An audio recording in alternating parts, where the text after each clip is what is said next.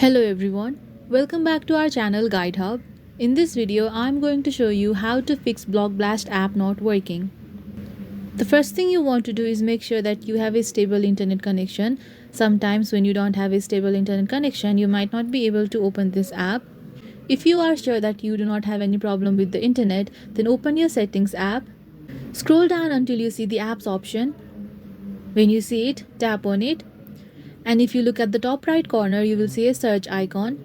Tap on the search icon and type Block Blast. When you find the app, tap on it and then scroll until you find storage. Tap on storage.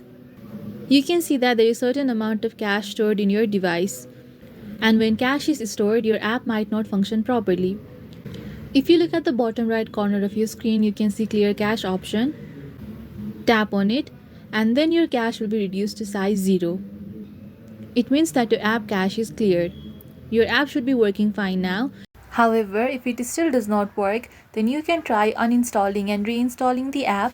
In order to uninstall the app, open the app from your settings and then on the bottom of your screen you will see uninstall.